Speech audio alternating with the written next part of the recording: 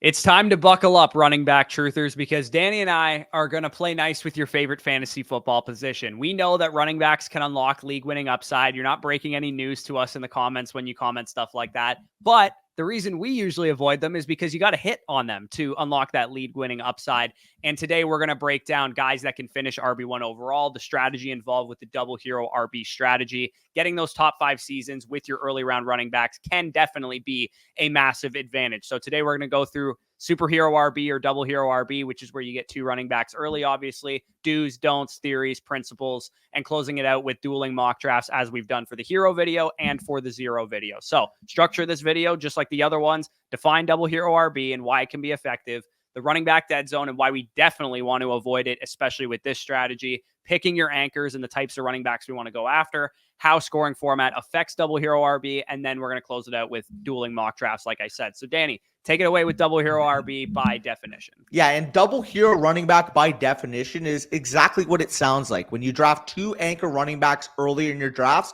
seems simple, seems straightforward, right? Well, sometimes despite drafting those 2 anchors, people will often mess it up by either drafting low ceiling options or continue hammering out running backs after they've already drafted their 2 early. So a proper double hero running back is when you get 2 through the first 8 rounds, but you drafted those 2 in the first 3 to 4 rounds. Basically, you're trusting your projection. You're trusting your gut. You're saying, hey, I am drafting these 2 running backs early to be in my main running back 1 and 2 slot for the majority of the year. So while I draft these guys early, I can catch up at other positions in the other mid-round areas. A common mistake, like I said, people will draft these 2 and think that they got to fill out their depth, draft their RB3, draft their RB4, draft their RB5. But like we'll get into in this video, your running back selections need to be calculated shots, because when you're comparing the safety of the running back position as a whole to that of wide receivers, it's easy to see why we prefer wide receivers solely and why you guys view us as RB haters.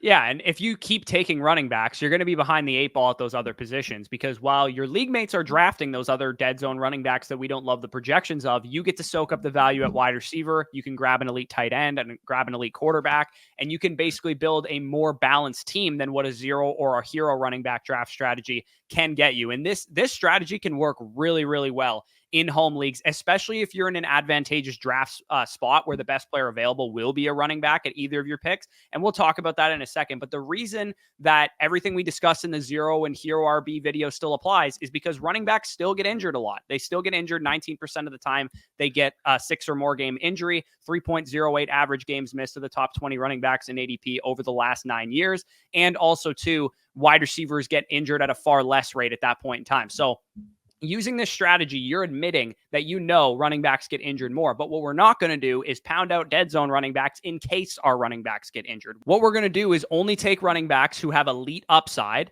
and understand and recognize that they could get injured, and then we're probably screwed if they do. So not only do we still want to avoid the dead zone with this strategy, I think it becomes especially important because we are not drafting in case our early round running backs miss. In the dead zone, running backs miss at a substantial rate. 2 out of 3 times, basically, you're missing on your dead zone running back since 2015. So even though last year you can see it spiked at 50%, don't let that fool you, because A, the wide receiver position hit even still at a higher rate, and B, in home leagues, they will still get overdrafted, even if in sharper leagues, they let them fall a little bit. And this data is from sharper leagues. In home leagues, people were still taking Najee Harris in the 5th round last year. People were still overdrafting running backs. Even in a historic year for the dead zone in 2023, we still saw that wide receivers, quarterbacks, and tight ends were performing extremely well in that area. So again, when you take these 2 running back swings early, you're understanding and recognizing that these guys could go down. They could have a bust season or whatever, because that's what happens with early round running backs. But if you trust your ability to pick the profiles properly,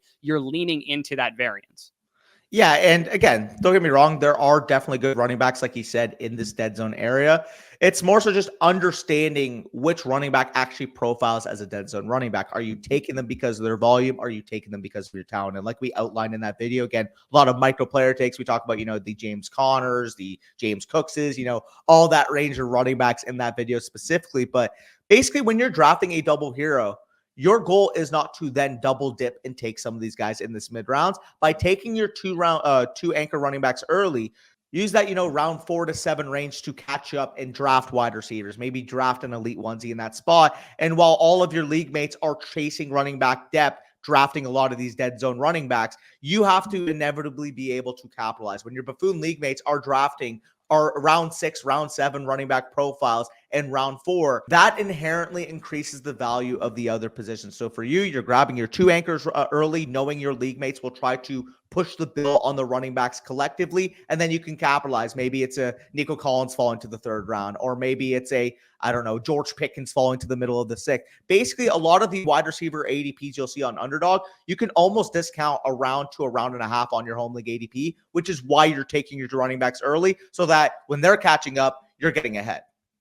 Yeah, and of course, we still want to be drafting best player available and things of that nature. So when you want to use double hero RB, like I said, it is a viable strategy in a room where you expect wide receivers to fly off the board like Underdog Fantasy, and we'll detail that in a second, and in sharper leagues. But double hero is definitely most effective when people are overvaluing the wide receiver position, elevating wide receiver 2s and wide receiver 3s beyond back-end RB1 profiles with legitimate top-end upside. And like I said, you're only going to see that in sharper leagues or in underdog formats. But double hero is a very universal strategy. You can use it when the best player available just happens to be a running back, and you're deciding running back is a scarcer position. I'm going to draft 1 or 2 upside swings early, and that's when I'm going to pound out wide receivers in the mid rounds, pound out quarterback and tight end in the mid rounds. So it can work in casual leagues. It can work in sharper leagues. I think it works better in sharper leagues because you're getting better values at running back. But at the same time, it's going to work pretty much no matter what league format that you're in, as long as the best player available are running backs at your selections. Just a quick definition or a quick reference as to how it would change in each of those league formats. I would say in more casual leagues, you would actually want to get your anchors earlier because you know that the wide receivers are going to fall at value. Whereas in sharper leagues, when you do invest at the running back position early, you know the comparable wide receivers aren't going to be as fruitful in the round 3, round 4, round 5, round 6 area. So we'll get into it in a second, but I actually like modified double hero running back if you're going to be drafting on Underdog, and it's caused us to draft some absolutely phenomenal teams. But specifically, like we mentioned in the hero running back video, wide receivers across the board in your home leagues are a better bet for most part than the running back position. The one area that running back actually beats wide receiver in is the early hit rates for legendary upside. Like you guys can see, round 1, round 2, round 3, we are finding legendary profiles, 10%, 8%, and what is that, about 4% respectively for the rounds 1, 2, and 3 running backs. The reason why we're drafting running backs early isn't for a safe volume projection. It's to hit on a legendary running back. It's to hit on your Christian McCaffrey, your Alvin Kamara, your Dalvin Cook, your big-time performer at the running back position. And like we'll go through in the ADP, it's clear as day which profile better to potentially hitting a legendary upside rate at the running back position. It's clear as day. Whereas at wide receiver, you can make the case, guys later down the board, Brandon Ayuk, Nico Collins, etc. There's a lot of talented wide receivers. At running back, once you get past Christian McCaffrey, Breece Hall, and Bijan Robinson, you are doing a little bit more of a projection. So getting one of those anchors early, specifically in home leagues, puts you so far ahead of the 8 ball. Yeah, and its effectiveness also kind of depends where you pick. Obviously, double hero RB is going to work better if you have Christian McCaffrey, or if you have Bijan Robinson, or if you have Breece Hall. So I would say the higher up on the board you are, the more effective this could be. If you pick 9 to 12, you're probably not in the best spot to execute a double hero RB unless you think that Jahmyr Gibbs and Saquon Barkley are just elite this year. I just don't think they'll be able to compete with the likes of Bijan, with the likes of Breece Hall, and with Christian McCaffrey. You can take one of those top end guys and then pair them in round 2 or round 3 with Achane, with ETN, with Pacheco, with Kyron, with maybe Derrick Henry if you're super into him. This year, more than any other, as we kind of talked about, it is really wild that you can get with this strategy where you can maybe take your double hero RB in round 3 and round 4 with Pacheco and James Cook, where normally you'd have to take them round 1, round 2. But again, depending on your league format, you might be able to get some good values at the running back position. It doesn't have to be the bog standard round 1 and 2. You take your double hero RB and then you're going wide receiver, quarterback, and tight end from that point forward till round 8. Sometimes you can make variations to this strategy, as we kind of talked about, and as we'll show in a second. And scoring format and your roster settings are definitely going to impact double hero RB as well. Yeah, I would say this is probably the most important factor when you're picking a draft strategy for your league. Like we talked about in zero and even hero running back, if you're in a full PPR, 3 wide receiver start, 2 flex league, you're more than likely wanting to build around the wide receiver position as a whole. If you're in a half PPR, 2 wide receiver, 1 flex league where running backs truly matter, I think double hero is actually going to be your optimal strategy. Again, this is a crucial information point needed before you make your decision on what strategy to choose. Quite frankly, your league settings, your league market are going to dictate your strategy as a whole. We talked about it in the other 2 strategy videos, but being able to adapt, being able to not go into a draft saying, I'm going to go double hero, or I'm going to go hero, or I'm going to go 0 running back, but actually playing it based off how your league mates are approaching the scoring settings as a whole is the best way to approach your fantasy football drafts. Again, don't go in it thinking one thing's automatically going to be the way it's going to go, because we've seen multiple times, once you're in that live chamber, you're in that 12-man draft, barrels are flying all over the place. The person who's able to adjust is the one who ends up winning in the long run. Yeah, absolutely. It's also worth keeping in mind that in a double hero strategy, it's probably not as effective in Superflex because you need quarterbacks early. Yeah. It's probably not as effective in a 2 tight end league or a tight end premium format because those positions have more viability. And like you said, depending on how many wide receivers you can start, if it's full PPR, half PPR, or standard, all of that factors in. It is up to you listening to this to know your league, know your league settings, use what you've heard here so far, and determine if double hero RB is going to be effective in your league. So now we're clear basically on how double hero RB works, 2 anchor running backs in this strategy. But we also need to pick which kinds of running backs we're going after, which archetype of running back should you draft to anchor your team. In this chart, and I broke this down in depth in yesterday's video if you want to go back, I've gone back through 9 years of ADP since 2015, and I broke down which running backs boom, which running backs return on ADP, which running backs get injured, which running backs bust, which running backs are silent killers or kind of just fine. And you can see the archetypes of running backs here. And basically, by definition, it's on the screen right now. Breakout candidates year 3 or younger, haven't had an RB1 finish. Trusty veterans, either 26 years old or in year 6+ of their career. And then RBs in their prime is like neither of the first 2, where they're under age 26. Maybe they have an RB1 finish already, or they're year 4 or year 5 of their careers. So between these running back archetypes, you should be able to select your anchors pretty effectively. And if you guys go through this year's ADP, as you can see on the screen, you can see kind of like a heat map of which archetypes we're looking at. Veteran running backs obviously can still hit, like McCaffrey, Barkley, Henry, Josh Jacobs, and that type of thing. But if you're looking for a ceiling, the highest percentage returner of a massive ceiling are those running backs in green, which are, Brees, Gibbs, JT, Kyron, ETN, Achane, Pacheco, and Rachaad White fit the bill for those. Again, all young running backs who are in their prime, who've either been RB1s already or in year 4, year 5 of their career. And then the breakout candidates also return on ADP at the highest rate, which is Bijan, James Cook, Kenneth Walker, guys like that. And they also don't get injured nearly as much as the veteran and the running backs in their prime. So we'll discuss tier breaks. We'll discuss micro player takes during the mock draft. But those specific names that I just mentioned are definitely ones that I am targeting specifically to be my anchors, either round 1, round 2, round 3, round 4, depending on if they're the best player available when I'm picking on the clock. Exactly. And I actually have 2 examples of the double hero running back draft strategy over on Underdog Fantasy to kind of show you how it would apply to a sharper league market. So this first draft, I would think would be most applicable to your home leagues. Maybe you could make the case, there's no way Jonathan Taylor falls to the mid-second of my home league. Even if you substitute that with, let's just say, Devon Achane, or if you really like Kyron Williams, let's say Kyron Williams is that pick. Basically, the premise, you start off with Breece Hall, you start off with your RB2. For me, it was Jonathan Taylor here. Catch up in the next 4 picks at wide receiver with Neighbors, Cooper, Jaden Reed, Rome Odunze there. Tried to set up a Jake Ferguson, Dak Prescott stack. Dak Prescott ends up getting sniped, so I do take Jordan Love to pair with my Jaden Reed. Able to grab 1 more wide receiver, 5 wide receivers by round 10. Grab a couple more running back profiles to basically stop my build, and then fill out there with Jahan Dotson at the end. So the final product that you guys can see ended up making a 3 quarterback build. Really like how that team worked out. And in terms of just specifically for Underdog, again, this build is going to be a lot rarer for you to be able to do in your home league, because Isaiah Pacheco and Travis Etienne, point blank simple, are probably more so 2-3 term picks rather than the value I got them in this draft. But if you guys are over on Underdog, you are doing a ton of drafts, you'll notice that the second tier, the third tier running backs is relatively depressed in cost compared to the wide receivers in this range. So like I said, Etienne and Pacheco may go a lot higher in your league, but if you are over on Underdog Fantasy, you can come out with pretty nifty builds like this, starting off with 3 wide receivers, Tyreek Hill, Mike Evans, Cooper Kupp, still following the modified double hero strategy where I'm grabbing 2 anchors, except I'm getting my anchors in round 4 and round 5 there with Travis Etienne and Isaiah Pacheco. And again, maybe not even be still possible in underdog, because I do think ETN and Pacheco's ADPs have risen quite a bit. But knowing that at one point in the offseason, I was getting Travis Etienne and Isaiah Pacheco at the 4 or 5 turn, pretty crazy to look back on.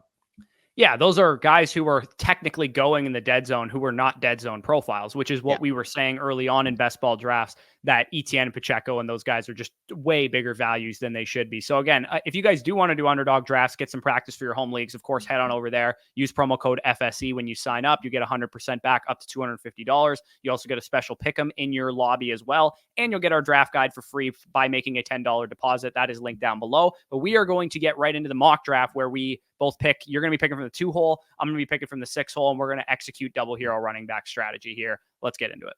All right, so we are now into the mock draft. Again, if you guys skipped ahead in this video, we're doing 2 double hero running back strategy mock drafts. Maybe we'll try and do it so that one of us does like an RB start and one of us maybe tries to deviate a little bit for like 2 running backs somewhere between rounds 1 and 4. You're going to be at the 102. Christian McCaffrey is going to fall to you in this scenario, and you're going to start with him and kind of see how it plays out from there. I'm going to be at the 106. Hopefully I can get one of Bijan Robinson or Breece Hall to fall to me, and I can execute. Maybe my double hero doesn't come until round 3 or 4, but I should be able to execute a nice RB start at some point here. So you're on the clock. I'm assuming, again, Tyreek and Christian McCaffrey, you could kind of throw them in a hat, but for the purposes of this video, you can see the scoring format there. It's a 2 running back, 2 wide receiver, 1 flex, full PPR listed at the top. In that type of scoring format, I would probably favor McCaffrey over Hill anyway. So this is where you're going to probably go with this pick.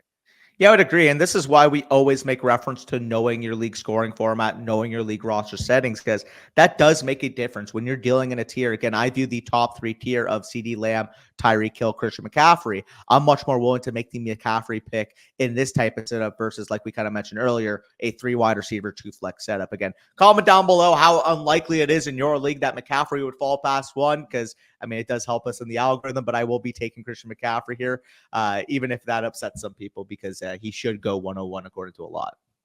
Yeah, for sure. Again, know your league settings. If you have to take him 101 because that's where he's going to go in your league, then you have to take him 101. Like if you want to start a double hero RB, but if you don't want to do that because you don't believe he's the first pick, then you take CeeDee Lamb and you figure it out from that point forward. So I'm going to start my draft with my RB2, which is Breece Hall. He is very easily my RB2. Actually, now that I think about it, the more we're getting buzz that Bijan and Tyler Algier are splitting more first team snaps, do I think it's going to really factor in the long term? Not really. I think Bijan's going to be just fine. But at the same time, I am worried about it enough that it makes Breece Hall clearly my RB2, because there is absolutely no competition in his backfield for touches. As much as they like Braylon Allen and Isaiah Davis and Izzy Abanikanda, this is Breece Hall's backfield until otherwise proven here. So I'm back on the clock. I'm going to be looking around at the board in terms of, do I want to start RB and do the prototypical, get your double hero RB start, get your 2 anchors?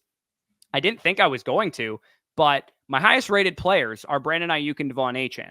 And Brandon Ayuk is currently, there's so much up in the air with him right now that I don't know if he's going to be a Pittsburgh Steeler, a Cleveland Brown, a San Francisco 49er. I have no idea. So what I'm actually going to do is I'm going to do an RB start from the 106, and I'm going to take my highest rated player, my highest rated running back on the board with Devon Achane, because I actually have him over both Kyron Williams and Jonathan Taylor, who are already off the board. And kind of another thing that you want to do with this strategy is kind of evaluate the board that's happened so far. I've seen that there's been a lot of running backs going off the board. I don't really want to get locked out at that position. And I also can kind of anticipate that maybe the wide receiver position is deep in that rounds 3 to 7 range. So I'm going to grab my 2 running back start here and kind of figure out the rest from there. Again, it makes it more difficult that you have to catch up at wide receiver, but you got to know your league market to think that you might get some good values in the mid rounds. 100%. I'm glad you mentioned that, because we do see once 1, 2, 3, 4, 5, 6, 7, 8 running backs are selected on this side of the board versus only 1 selected on this side of the board. By taking Achane here, you're also playing into the fact that, again, I'm sharp. I'm not going to fall into the trap of having to catch up at a position. But when you're playing in your home leagues, a lot of people are going to see this type of board and think, oh my God, like if I don't take my running backs now, like I'll have nothing left by round 4. I'll have nothing left by round 5. So again, that doesn't really happen in this room. Who knows? Maybe they do take a couple running backs in the 3rd round. But in a lot of your home leagues, if they see all this green going before their pick, their nerves get anxious. They start sweating. They start worrying about what that running back position will look like. But with that being said, you're doing more of a bog standard double hero.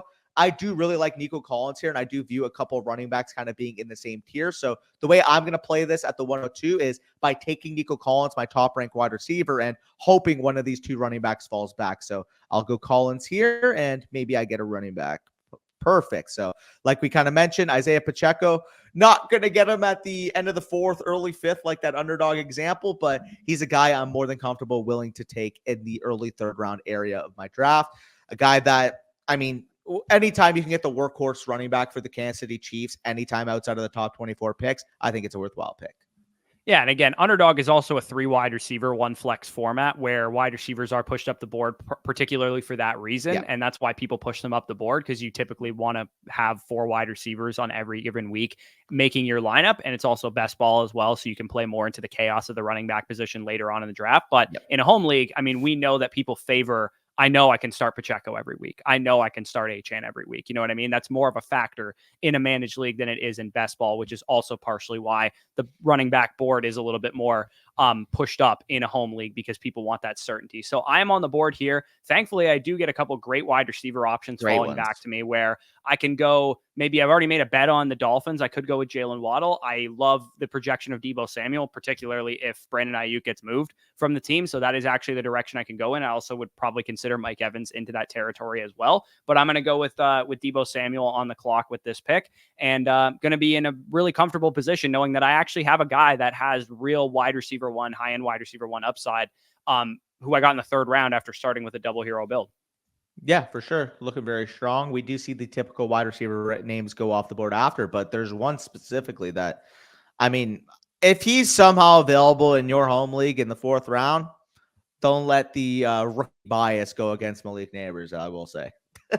Yeah, I mean, so I agree with you, but he's actually not my highest rated wide receiver. Really? So yeah, I love Malik Neighbors. I think every time you open my Twitter feed, all I see is a Malik Neighbors highlight of him mossing somebody in practice. But Devontae Smith is actually my highest rated wide receiver, because he's also doing the same thing in his practices. And the Eagles, I've already talked about on numerous occasions, I expect them to throw the ball more this year. Devontae Smith is reportedly having the best camp of his career right now.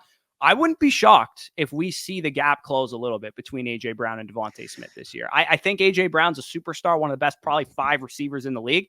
But Devontae Smith is probably one of the best 12 receivers in the league, or the best 15 wide receivers in the league.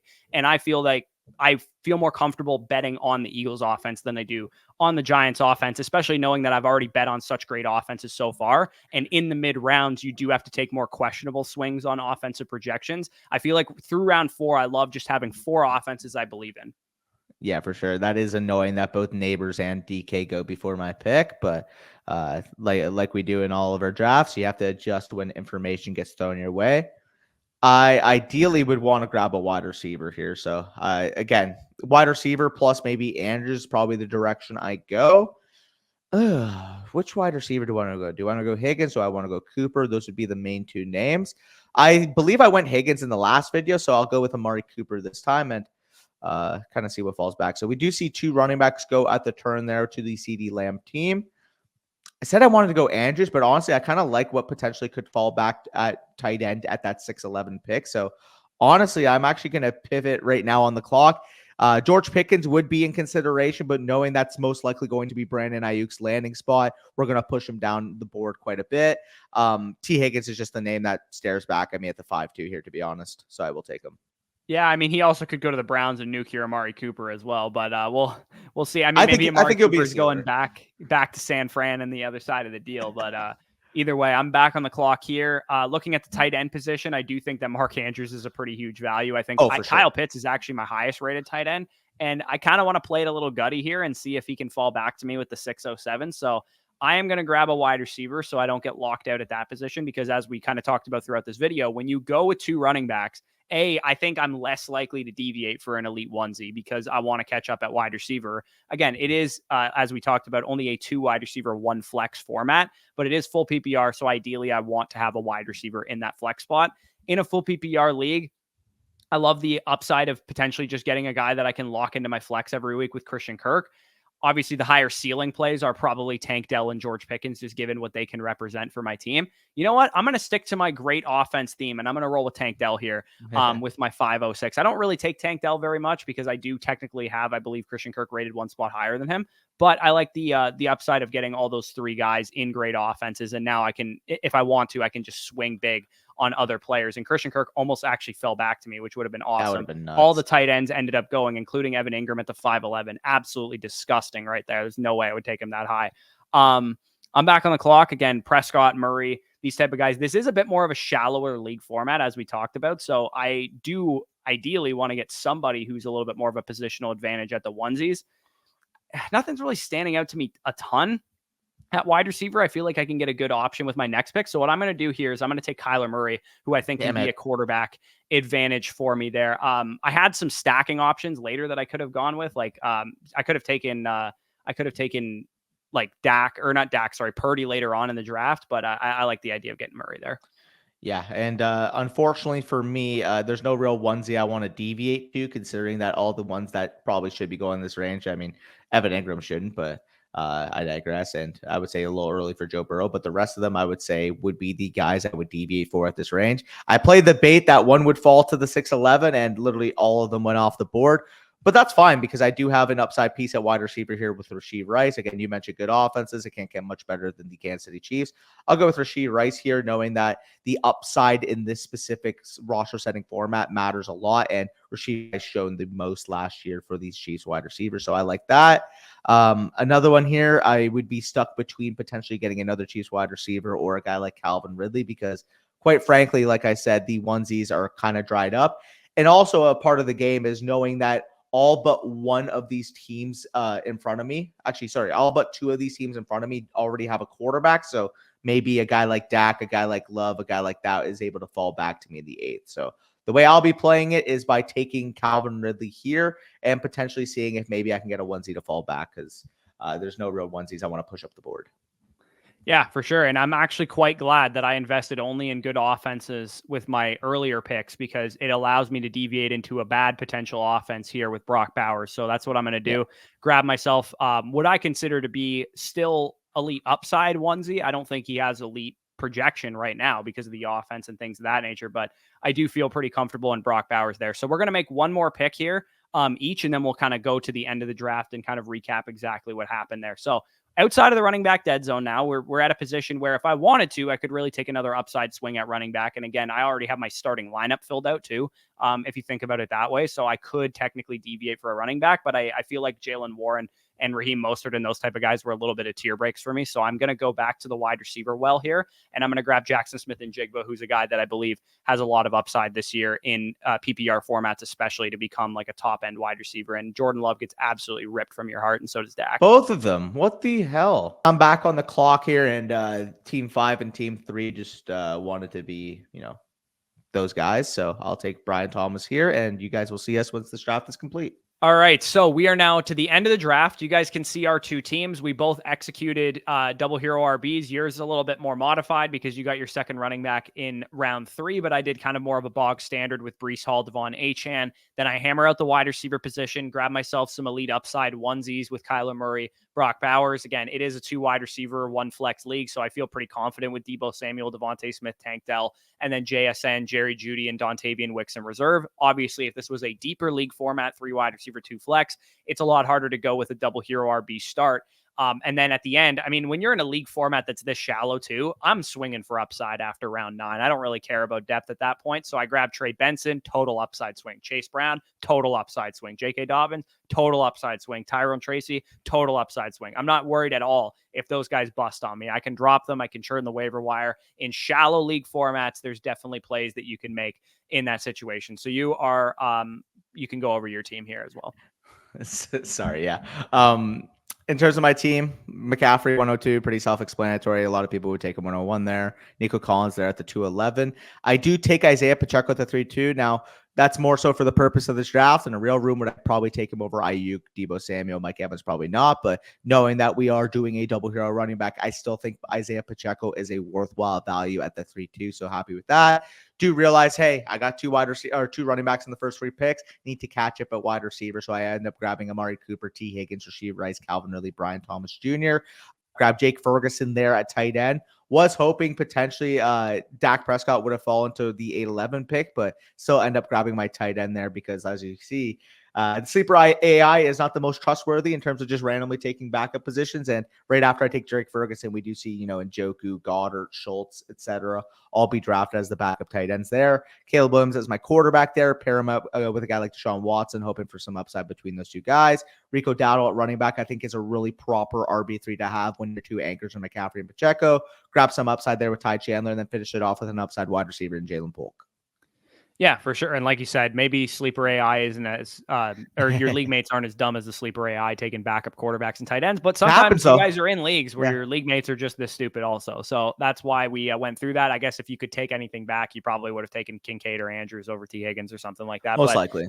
Yeah, knowing that's the other thing to remember too. If you guys are drafting on Sleeper, on ESPN, on Yahoo or whatever, like, the wide receiver value is a lot better in round 6, 7, 8 than it is on a sharp site like Underdog. You're going to get guys that go in round 6 on Underdog, in round 8, round 9 of sleeper drafts. Like, I got JSN at the 8-7. I'm pretty sure he's like a mid-5th round pick on Underdog or something like that at this point in time. So, yeah, that is the end of the video. We are basically breaking down the double hero RB as we talked about. Make sure, if you guys did enjoy this video, head on down, leave us a like down below, subscribe to the channel if this is the first time you're checking us out. Make sure, if you want to get sharpened up for your home leagues, if you want to get our draft guide in the process so you can dominate your league mates, head on over to Underdog Fantasy, use the promo code FSE when you sign up, deposit $10, and you'll get our draft guide totally for free. Dynasty Rookie Draft Guide, Rookie Film Breakdowns, and our Redraft Rankings Manifesto 3.0. If you did it last year, I saw a lot of people asking that question in the comments. You can get one of your friends, your significant other, somebody else to sign up, have them forward you the email, or you can get our draft guide over on flockfantasy.com. Use promo code FSE over there for 30% off, a 7-day free trial, and a bunch of other features. The other draft guides of the other creators are on there too. So you don't just get our stuff, you also get everything that they put out and access to our My Team's feature, trade value charts, things of that nature. So if you're interested in all that, check the link out down below in the pinned comment. We do have a drawing for our listener league coming up now as well. That is linked down below. Gotta take the belt from me, baby. Yeah, Danny won the league last year. I won the league 3 years ago or 2 years ago. So 2 of the last 3 years, we've taken it down. We need you guys to take down this league and beat us at our own game here. So if you are interested in the listener league, you can sign up down below in the description of this video. But with that being said, peace out, and we'll talk to you soon.